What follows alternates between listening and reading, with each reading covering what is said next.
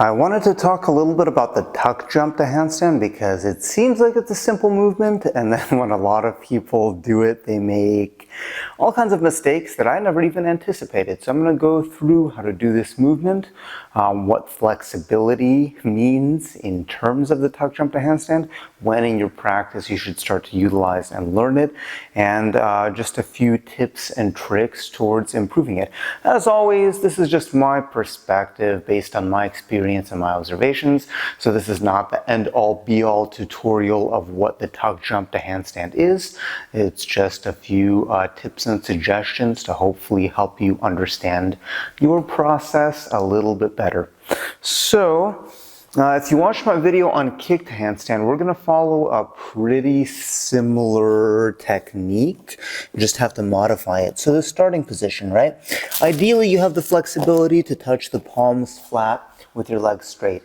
If you don't, it doesn't matter. Bend your knees as much as you need to. But basically, in the starting position, we're going to have legs together. We want the hips up as high as possible. The higher you can get your hips in the starting position, the less distance they have to travel, the less complicated it is. That depends on your proportions, leg length, torso length, arm length. Depends on your flexibility. Depends on how you jump, because we are going to do a slight knee bend to jump into the handstand in this case. So some people like to bend their knees more, some people like to bend their knees less in the jump. So that's all going to be a factor. But the point is, starting position, you want the weight on the hands. So shoulders on top of the hands, not behind. Shoulders behind, if you stay here, you're gonna fall. If you go forward, why did you have to do an extra movement? When you could have just put your shoulders on top of your hands in the first place, made the movement more simple, less variables, and later when we do the press to handstand, it's gonna also have more carryover.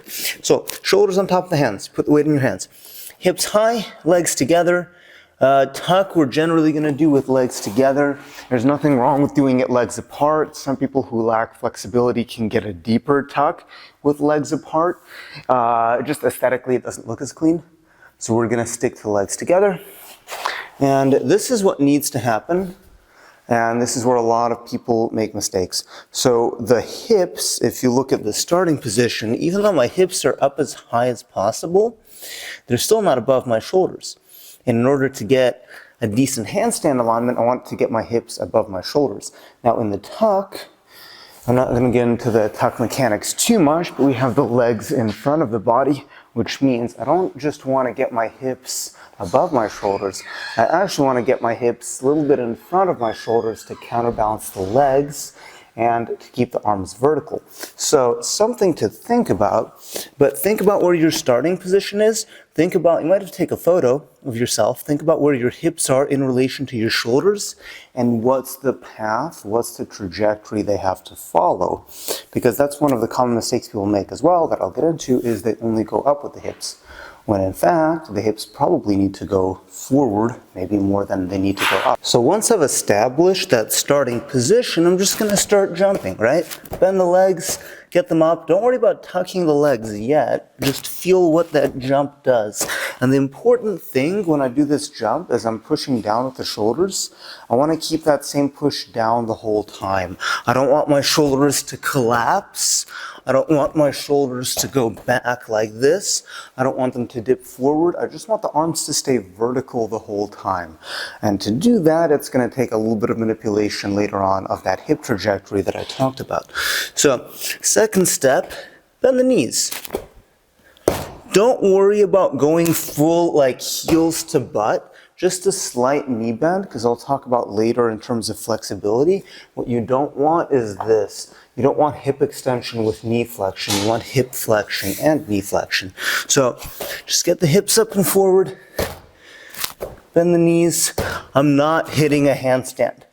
How do I know this? Because I'm not trying to balance and I'm not staying. I'm going up and I'm falling back to where I came from. But the idea is that as I get comfortable with this movement, I can continue adding a little bit more force into the jump, continue driving my hips further forward. And then what's going to happen once I find a higher position, it's two things. Number one is my hips go more forward. Wherever the vertical line is, my shoulders should be on that vertical line. The hips are going a little bit in front of it to counterbalance the legs that are on the other side. But also to do this, as my hips go up and forward, I'm also giving a little bit of an extra push with the shoulders. It's helpful. It's important, especially in the tuck, to give just kind of that extra. And that push goes up and back. That's the push. That's the push in the tuck to keep my shoulder position while the hips are in front of the vertical line of the body. So, ba, baby tuck, full tuck, ba. Keep the knees in front. And again, don't worry about bending the legs too far back. Just keep the knees slightly bent. The cue that I'm going to give once we go up to the full handstand is the shins vertical. So if you go too far like this, you're no longer in a tuck. You're actually now going into kind of a scorpion handstand shape. So here's the idea. Once you have the understanding of baby tuck, full tuck, and how do I know I hit that position? Because I paused in the handstand for a moment. I'm not trying to do any kind of balancing right now. I'm just working on the movement and hitting the position. I knew I hit that position. I'll give another drill later to help understand that position.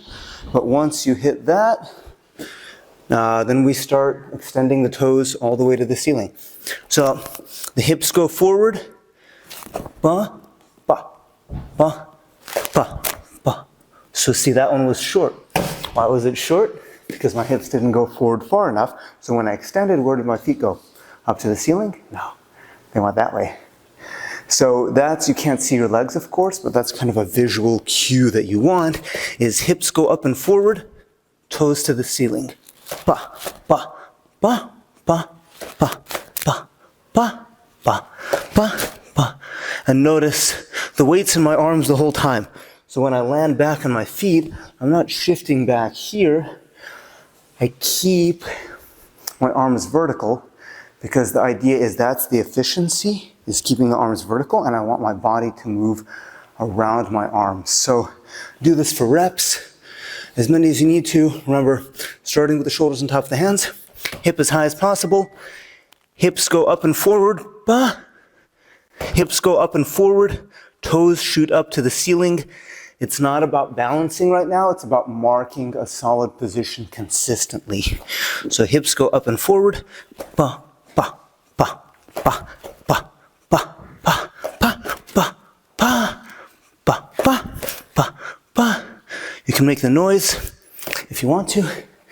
It's more helpful than you think. Okay, so what happens a lot with many people is it's difficult to get that hip to go forward enough. Now, if you use a lot of momentum, you don't necessarily have to have the hip go forward, but if you're interested in holding the tuck or holding tuck handstands in general, you do want that hip displacement across or off the vertical axis.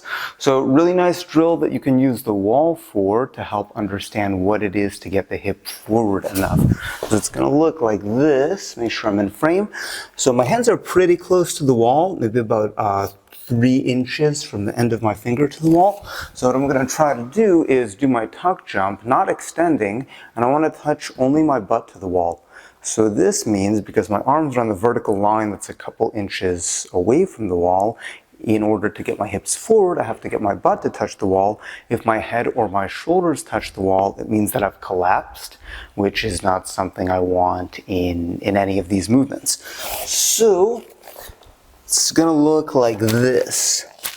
So I start with just my little jump, and then I keep the tuck. Let's see what happens is it teaches me how I need to push in the shoulders and that forward trajectory of my hips. So only my butt is touching the wall and nothing else. So, ba, ba. When I take that into a full handstand, it's a lot easier to get that vertical reach of the toes.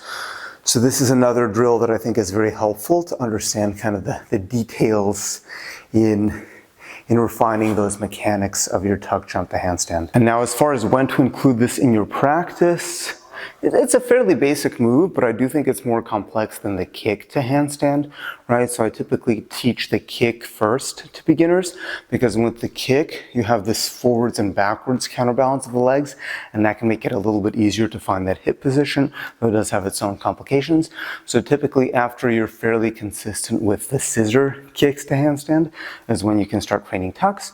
Once you get a little bit more advanced in your handstand practice, I say you may want to think about using a tuck entry or some kind of entry where the legs jump and land at the same time that's symmetrical, especially if you're doing higher volume of handstands.